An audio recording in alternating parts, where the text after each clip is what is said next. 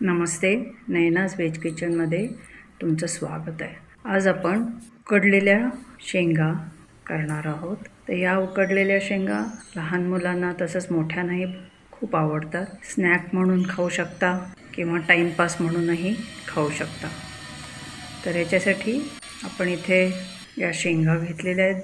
त्यांना खूप माती असते बहुतेक वेळेला, त्यामुळे आल्यावर त्या व्यवस्थित भरपूर पाण्यामध्ये धुवून घेणं आवश्यक आहे। या धुतलेल्या शेंगा दिसतायत इथे समोर, तरी अजून थोडाफार कचरा किंवा माती ही असू शकते त्याच्यामध्ये। तर हे आपण 1 तास 1.5 तास तरी भरपूर पाण्यामध्ये घालून ठेवून मग नंतर आपण मी इथे चाळणीतनं काढून कुकरमध्ये घालतीये।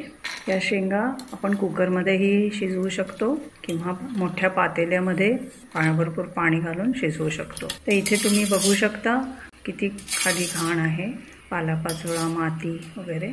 आणि आता ह्या आपल्या धुतलेल्या शेंगा कुकरमध्ये मी घातलेल्या आहेत आणि ह्याच्यामध्ये आता मीठ घालतीये मी 1-2 चमचे। मी खडे मीठ वापरतेय, तुम्ही बारीक मीठही वापरू शकता। तसंच आवडत असेल तर थोडं लाल तिखट, हळद रंगासाठी घालू शकता। ह्याच्यामध्ये पाणी पूर्ण आपल्या शेंगा बुडल्या पाहिजे तेवढं पाणी घालणं आवश्यक आहे।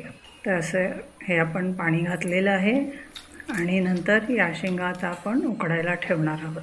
तर इथे मी आता स्टोव लावलेला आहे, ऑन आहे, फुल आहे फ्लेम, आणि कुकरचं झाकण लावून त्याच्यावर शिट्टीही ठेवून आता ह्याला जवळजवळ 3-4 शिट्ट्या तरी होणं आवश्यक आहे। जेव्हा आपण ते शिजवतो त्यावेळेला त्याची साल मऊ होते आणि शेंगाच्या आतमध्ये आपण जे काय मीठ घातलेलं असतं ते आत जातं। इथे मी कुकर गार झाल्यावर सुद्धा 1-2-3 तास तसंच ठेवलं होतं। तर इथे रंग बदललेला दिसतोय तुम्हाला, काळपट झालेला।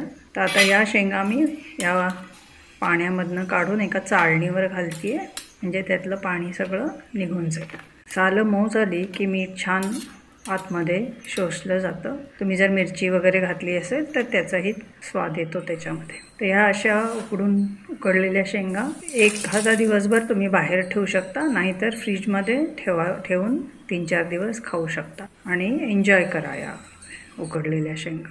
तर धन्यवाद हा व्हिडिओ बघितल्याबद्दल। लाईक करा, शेअर करा, कमेंट करा, काय आवडलं काय नाही ते नक्की सांगा।